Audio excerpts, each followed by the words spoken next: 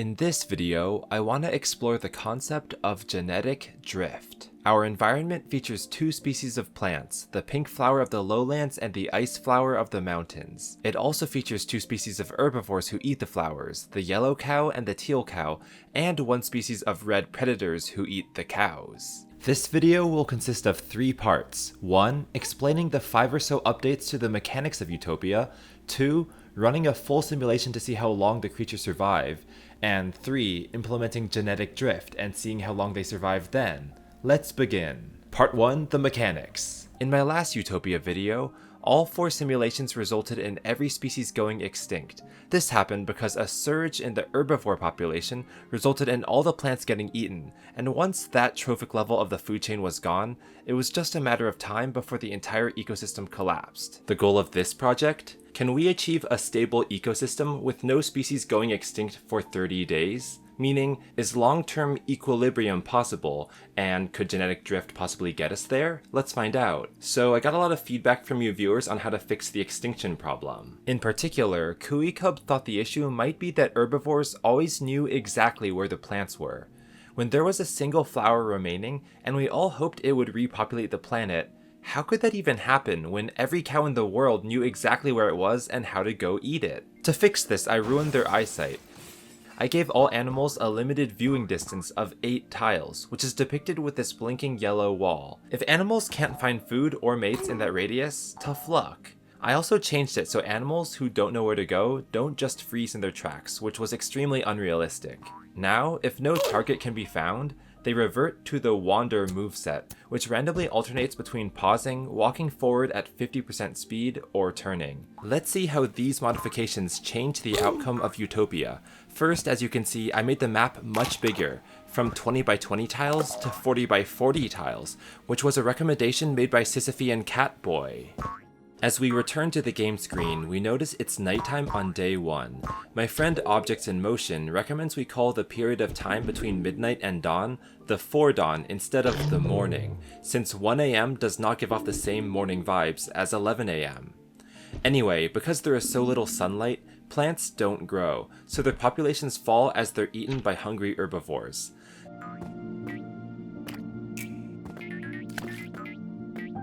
Here we see the wandering mechanic I mentioned earlier. The predator we're following, Ahinexu, has hunger as his top priority, but there isn't any prey within the 8-tile radius, so he aimlessly meanders around. But hold on, isn't that yellow cow right there, prey, comfortably within range? So why isn't Ahinexu eating it? And why is its body gray, just like these flowers? Why are they gray? Why is everything gray? Well, for both plants and herbivores, I updated the code so they're only edible during the middle 50% of their life. Otherwise, they're inedible and appear gray. Think of it like a banana that's underripe, tastes like wood, or overripe, tastes like mush. Nobody wants to eat that. Why did I do this? Well, I thought of Sisyphean Catboy's comment about how herbivores can tend to bundle up into a herd which can clean out everything, aka extinction. So I thought to myself, in what way could I make it so that, even if a catastrophe happens, a small percentage of prey survives? At first I thought of making 10% of any population randomly immune to predation, but that seemed too contrived. So instead, I like the underripe overripe mechanic because odds are 50% of plants will survive any locust swarm based on their age, but no singular flower is unfairly eternally immune. Back to the herbivores now. It's almost noon of day 1, and did you notice this caretaking priority? What's that? Well, Ikeli just had a baby, which fills up the caretaking bar. It slowly drains out, but while caretaking is the highest, Ikeli is forced to run towards his baby to supposedly raise it. Leo Leonid 5400 recommended a delay like this by pointing out that animals instantly eating, reproducing, and eating isn't good. It makes midnight surges too easy. Hopefully now, generations are more spread out in time. It's funny to me because during this raising process, the family isn't really teaching anything, they're just running towards each other at top speed in a frenzy. But after watching some YouTube family vloggers, maybe that's not too different from real life. Family frenzy, family frenzy, family frenzy, family frenzy, family frenzy, fat villain! Now Ikeli is running for his life. If only his hunger weren't in the middle 50%, he wouldn't be chased. Rest in peace, but between the underripe plant mechanic, caretaking animals, imperfect eyes, and larger map, there's quite a few changes to this version of Utopia over the last one. And that brings us to part 2 of this video, running a full Utopia simulation to see how long the creatures survive. Right now, we're going through a Cambrian explosion as all populations grow throughout days 1 and 2. And with that, we've reached the evening on day 1, and most creatures fall asleep. Pink flowers reach a population of 300, and ice flowers 150, which is pretty steady growth. A success! That happened in previous simulations too though, so it's not solely due to this update.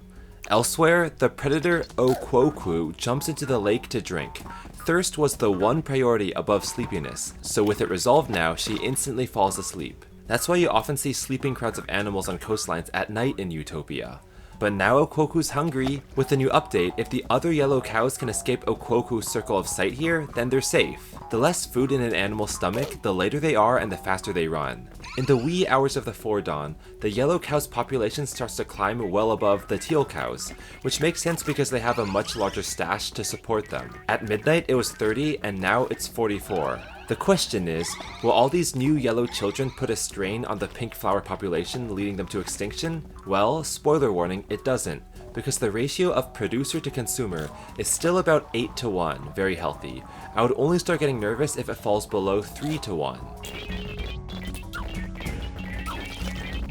Anyway, do you see how this swarm of 6 predators is chasing this lone yellow cow? That cow is looking a little emaciated, but it's still edible because its hunger is above the 25% threshold.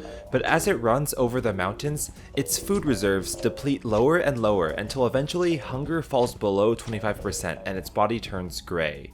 The predators say, "We don't want Mr. Skin on Bones anymore," and chase after a fuller teal cow instead. With this, you can see how the middle 50% inedibility update is already saving lives. That's great, but here's some bad news. In Utopia, sharing doesn't exist. Whichever predator reaches the cow first receives all its calories. That being said, when I was creating this simulator, I did not expect creatures to herd together so much. Excluding freakiness, there are no forces pulling similar-minded creatures together, so clustering is just an emergent behavior because they all want the same thing, so they head in the same direction to get it. But hold on, the pink flower population has been declining for a few hours now, despite it still being daytime, and now it's below the 3 to 1 ratio with the yellow cows that I told you about earlier. In previous simulations, this imbalance would get exacerbated as the consumers got more and more desperate for food, like the 2022 bank run on Sam Bankman-Fried's crypto exchange FTX. But will that lead to an extinction here? Well, here's a clue. Notice there's gray flowers in this field that the yellow cow herd is just running right through. And by 8:30 p.m., everyone's asleep again, allowing both flower populations to stabilize around 400. It's peaceful all around. It just takes a hungry predator to wake them all up again. Around this time in last video simulations, all 5 species of creatures were extinct, compared to none extinct in this simulation, which means the updates are doing some good work in delaying extinction. Anyway, the yellow cows go through their signature nighttime surge at 3 AM on day 3. By the way, someone recommended I make all creatures' hunger drain slower while they sleep, so I implemented that. But the nighttime surge still happens, and I've deduced that's because freakiness still rises at the same rate no matter what. But how's the overall surge going? Well, by 6 AM, the yellow cow's numbers overtake the pink flowers, in what's known in the business as a hierarchy reversal. Notice that the teal cows experience a smaller, yet still noticeable, bump, corresponding to the ice flowers' smaller, yet still noticeable, decline. Red predators, now with a larger food supply to support them, grow more slowly in number, into the mid-20s. Looking at the flower patch on screen, it's clear only the unripe gray-pink flowers are able to survive, because once they enter their ripe era, they're eaten. But that slight inconvenience to the cows is just enough to slow the pink flowers' decline quite significantly. Another thing to remember is that flowers grow faster the closer they're planted to their ideal elevation. Pink flowers in the green grasslands 30 feet up, and ice flowers in the mountains 70 feet up. So a pink flower unfortunately lodged into the stone mountains will grow slower, but that means it'll actually spend longer in the underripe stage, immune from feasting cows. If it can just outlast them as they starve to death, that godforsaken pink flower might actually live on into the next era, just like those dandelions that like to say, "Fuck yeah, concrete!" Now it's dire. Yellow cows only have 0.25 flowers per capita, but teal cows are a little better off, healthy at 1.5 per capita. I'll just cut to the chase. Days 3 and 4 just feature a harrowing decline in all populations. By 5 AM, the pink flower population, once 530 strong, falls into the single digits. By 6 AM, the teal lineage flips upside down, with teal cows outnumbering ice flowers.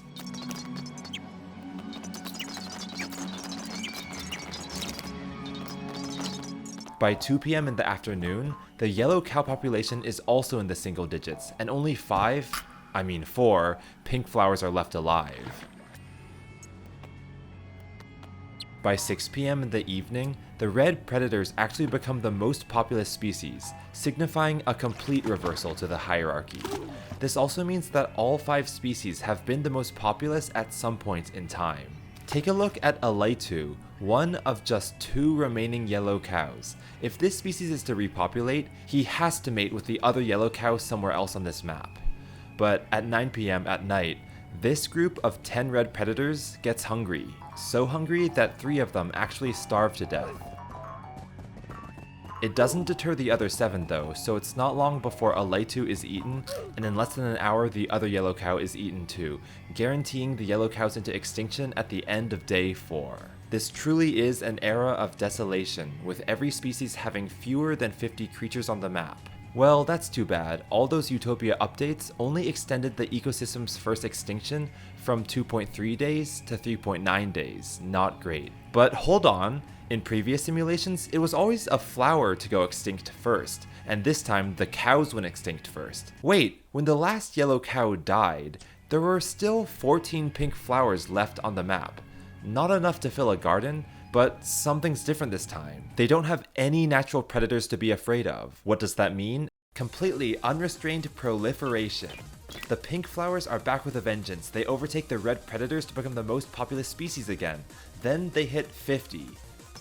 100, 150, 200. After all, nobody can stop them. But hold on, the ice flowers are also having a bit of a revival, from 10 to 30, but their consumer, the teal cow, is not yet extinct? There's still 2 of them roaming around the hills somewhere. Where could they be though? Oh, here's one. His name is Ofu Kwafa. Hey Ofu, given that you and that other guy are literally the last 2 cows on Earth, don't you think you should make it your priority to mate and repopulate? He's your soulmate after all. Well, I see freakiness is on the top of your mind, so you really are taking this seriously. But... oh... your soulmate's just barely too far away to see. Thanks to Kui Cub's recommendation to limit eyesight, Ofu Kwafa has no idea the other cow even exists, so even though he wants to mate, he can't. Thanks, Kui. But all hope is not lost. The wandering mechanic simulates Brownian motion, which means there's a random, non-zero chance the cows will walk towards each other enough to enter each other's vision range. We just have to hope they get lucky.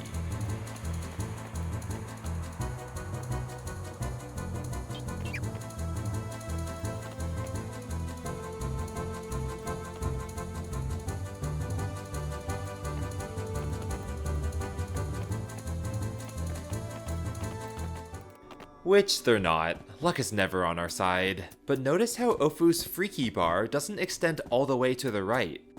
That's true for all animals, and I coded it that way to show that hunger and thirst, as the more primal needs, should always take precedence over freakiness if they get dire enough.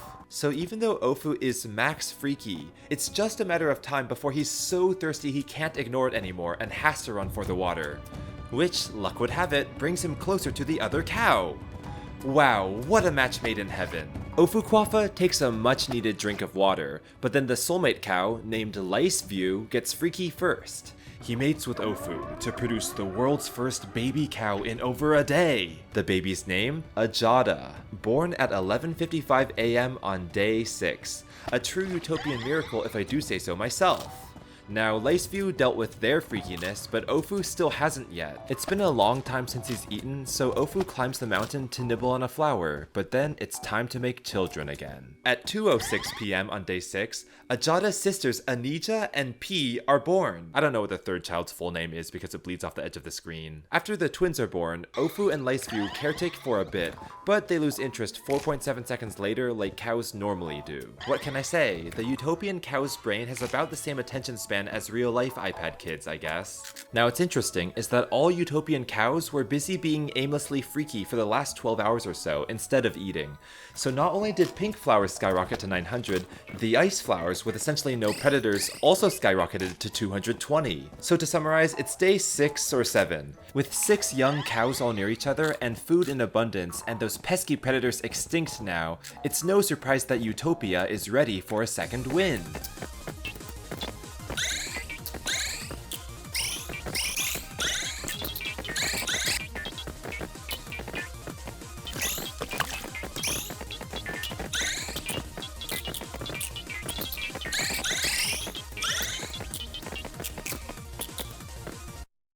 Whoop, everyone's asleep. Going from 9 cows to 71 in a single day isn't bad at all, especially given that they all descended from just 2, Ofukwafa and Laceview. At 2 a.m., the teal cows go through the classic midnight surge of baby making, and their population climbs into the triple digits. The ice flower garden, once untouched and growing, is now starting to feel the pressure of a larger population of eaters depending on them. By the sunrise of day 8, the teal cow population overtakes the ice flower population, meaning the pyramid has flipped upside down, yada yada yada, and at this point it's a tale as old as time, you know how it goes.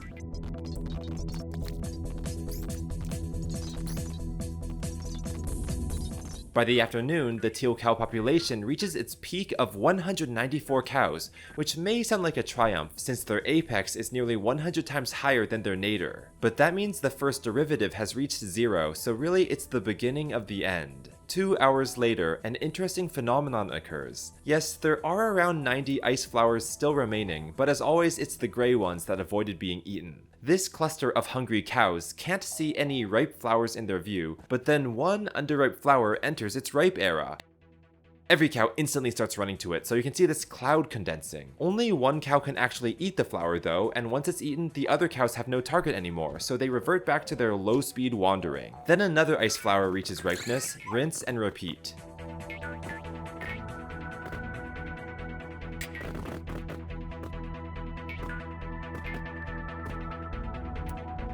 On the other side of the life family tree, the pink flower community is nearing 2,000 members. With no natural predators, the only thing stopping them from growing exponentially is the finite land they're growing on. By nightfall, starvation levels are high. Look at how thin all the teal cows have become. They normally start sleeping as the sun sets, but their hunger urgency this time is so high they're too nervous to fall asleep.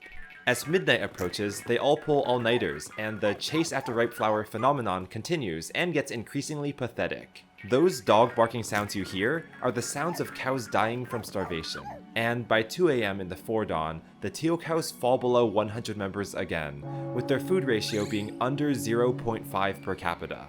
Day 9 becomes the second mass starvation period. Now, if we remember the last mass starvation, things can turn for the better if the consumer population gets low enough that the producer population can climb again. So, as the teal cow population dips below 50 in the afternoon of day 9, the real question becomes, will the bottom hit when they reach 0? Or will the bottom hit with a single-digit number of survivors who've toughed out the storm as their food starts to replenish? The fate of Utopia depends on the answer to that question, and only time will tell what happens. Time told what happens, teal cows are extinct. Time of death, 6:54 p.m. on day 10. That means this simulation survived 9.8 days before all animals went extinct, compared to 3.3 days in my previous simulations. The ecosystem lasted nearly 3 times as long. I'd consider that a moderate success. Not only that, the legacy of this simulation is an eternal floral bed of thousands of pink flowers and 5 ice flowers, which is quite luscious compared to the barren wasteland from before. So it's possible for plant life to live forever without animal life, but animal life can't live without plants for even a day.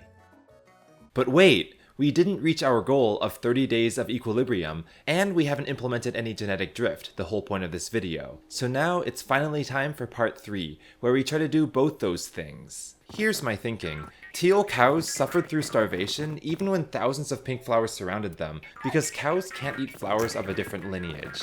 In a way, pink flowers acted like an invasive species, like kudzu, taking a lot of space with no ecological benefit. But if humans were starving in the real world, they'd eat suboptimal foods like orange rinds, cat food, and grass. Don't eat grass! Don't eat grass! Maybe the extinction we just watched could have been avoided if there was some way for cows to eat a flower of a different color, even if it isn't as appetizing as a flower of the same color. Pause, future Carrie here. I already have the footage of the next Utopia simulation, which I really want to show you guys, but I don't have enough time to edit it because I'm also flying to Vid Summit 2025 in a few hours, so I'm going to split the video up here. Hopefully soon I'll be able to show you the next part, which actually features some genetic drift. Also, are you a fan of STEM content on YouTube? Want to chat about the projects I've been doing on this Carrie KH channel, like evolution simulators and prime breathing games? Then join the H-Twin STEM Discord server. I'm in there too sometimes, so hopefully I'll see you there. Alright, goodbye!